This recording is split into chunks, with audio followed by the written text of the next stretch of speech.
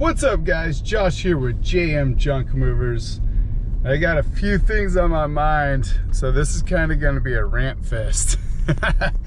So if you don't want to hear about someone ranting about some stuff and getting advice on how to avoid those situations, go ahead and go to the next video, because I don't know how much of this is going to help you or not, but just as a quick abbreviation, one's going to be about marketing, Google Ads specifically. Another one is going to be about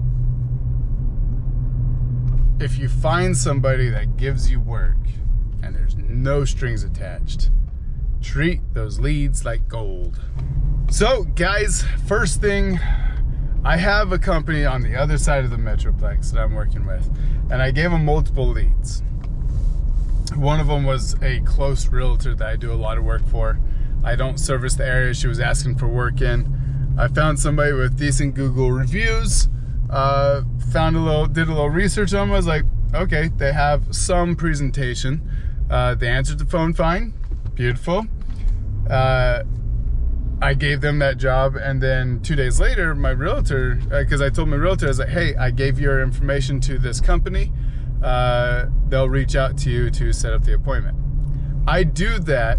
I don't give the company's information to the customer. I give the information to the company because I want to see how fast they follow up. It's a test, because I've never actually done work with them. This is my validation. This is me seeing, are they able to run at the caliber that I do, and the speeds that I do, and the professionalism that I do. And there's not a lot of ways to test that if you don't actually work with people. So this is my little way of testing it, right? Well, 2 days later, the realtor texts me to say, hey, the company never reached out to me. I'm like, oh, I'm so sorry. And then I reached out to the company. They had a few excuses. Okay, water under the bridge. First time's a fluke, no problem. Second one I send over them is a shed demolition. I laid this one up as good as possible, high pricing. And then I said, unfortunately, we're not able to service that area. However, I do have a company that does service that area. I give them a call. I give the company a call, say, do you service this area for a shed demolition? Do you have availability soon? It's like, yeah. I was like, all right, here's the customer information. Bye, bye, bye, bye.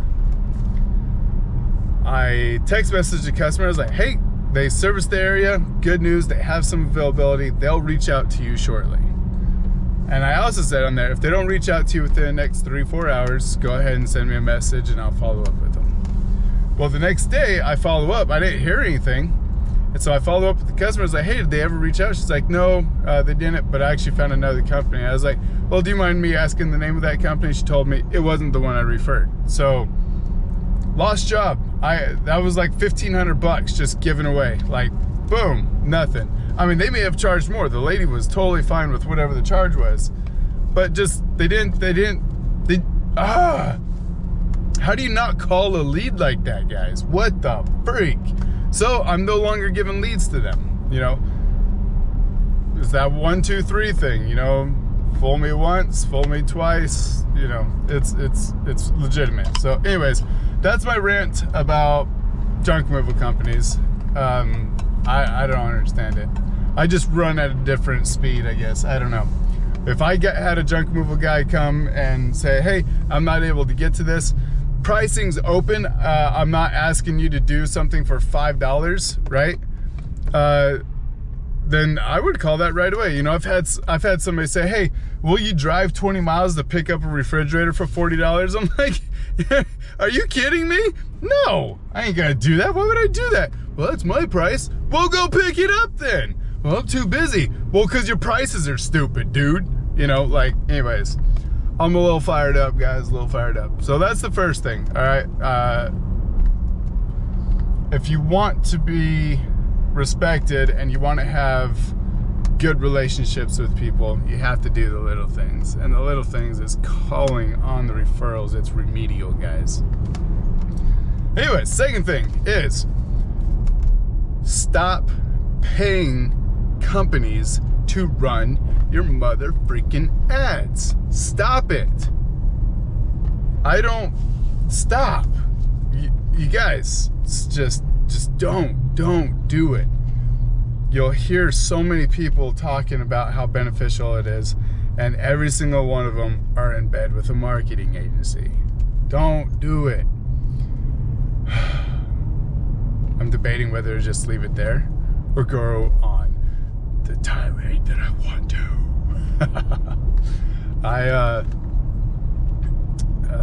Do I do it? Yeah, I do it. So I recently, I like trying new things. I like trying new things, just gaining experience. You know, money is just an object. Losing money is worth every penny if you're gaining lessons. It's worth every penny, guys. And I take this thought process in everything I do. No matter how big or small it is, of course I got a limit on the price, right? Like, I'm not gonna pay 10 grand to learn a lesson. That's not willingly anyways, right? Like, shit happens. So, but I will learn lessons. So I try things out, right? So last year I had a ads team that worked on my Google ads for about 6-7 months. And I used them to sharpen the edges, all right? After 8 months, I asked them, do you see anywhere else we can improve? And they had me on a monthly subscription, right? And they said, no, I think we just need to let it run and see if there anything changes. Okay, I said, thank you. I appreciate your time. I'll no longer be needing your services. So I cut them out. And about 6 months go by. And then I keep seeing this guy's name pop up on the Facebook groups. Super like funny picture, you know. You guys may know who it is from there, but I'm not saying names. But had a big conversation with him. You know, our personality types are very similar. We're both like aggressive, blunt people, which usually doesn't work out too good when we're working together. And I'm a very straightforward person. I'm very busy, so my emails are straight to the point. I don't give fluff. I don't do nothing. It's just, hey, I see an issue here. Let's have it fixed. Very straightforward. I am not complex in any way. I don't sugarcoat things. I'm not a dick. Like, I'm not cursing and stuff, but, you know, it's like, hey, see this, let's do this.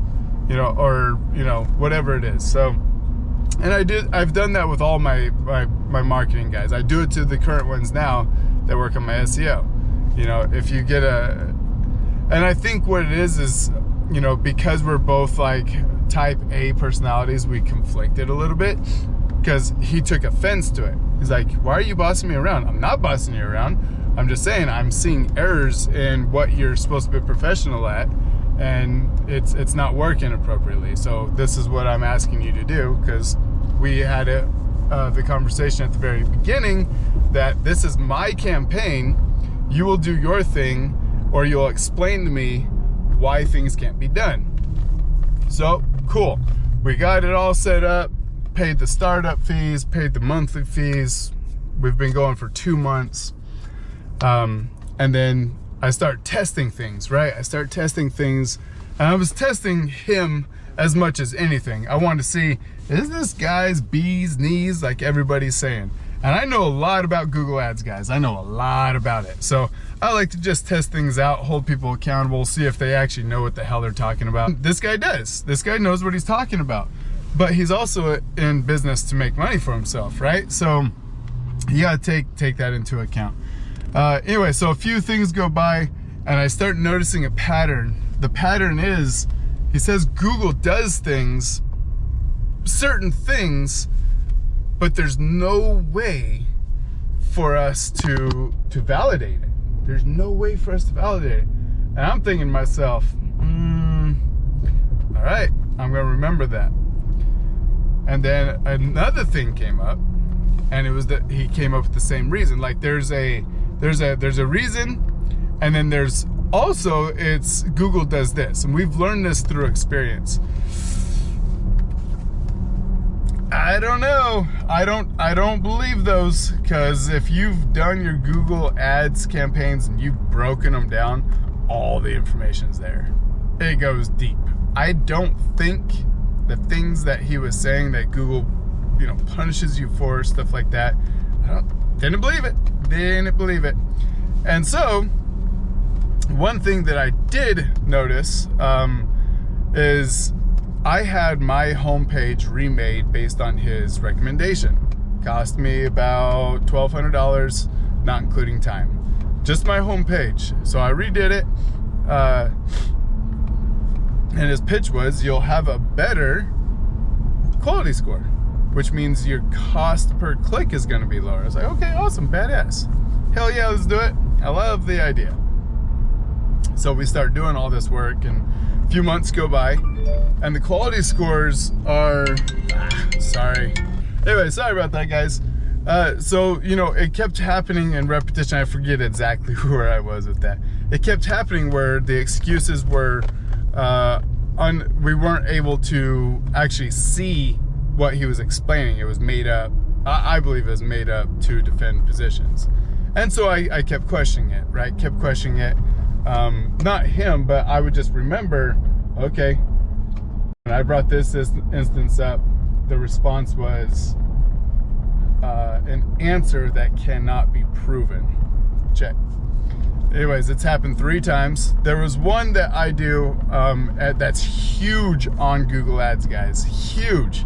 If you don't put age restrictions on your Google Ads, you're killing yourself. Because what do people under 30 do? They start their own businesses and they click on other competitors. They also can't afford our services. What do people over 65 do? They're retired on fixed income. They also tend to not be able to afford our services. The older people like to click on the first thing they see. So you'll lose a lot of money on those ads with people that aren't used to our industry. These older generations are used to junk guys selling it for scrap. You don't want those customers. Anyway, so I told him, hey, I'm gonna be changing my restrictions on the ages, and he did not want that. He did not want that. He's like, no, Google's actually gonna red flag you. There's a possibility that shut down your whole account, could bleed into your Google My Business. I really recommend you not doing that. I've had this restriction in all my campaigns for the last few years. In my head, I'm thinking this. I was like, I really appreciate your perspective on that. I'm gonna go ahead and proceed though. You know, and so that's a jab, right? So he doesn't like that. He's an alpha. My ad spend was cut in half and my numbers stayed the same, guys. And remember, this guy is highly vouched for within the junk removal Facebook groups. So today, my quality scores, this is what was the final nail in the coffin on both ends. He said it. He took the words right out of my mouth. We're not compatible together, so we're gonna end service. I was like, thanks, man.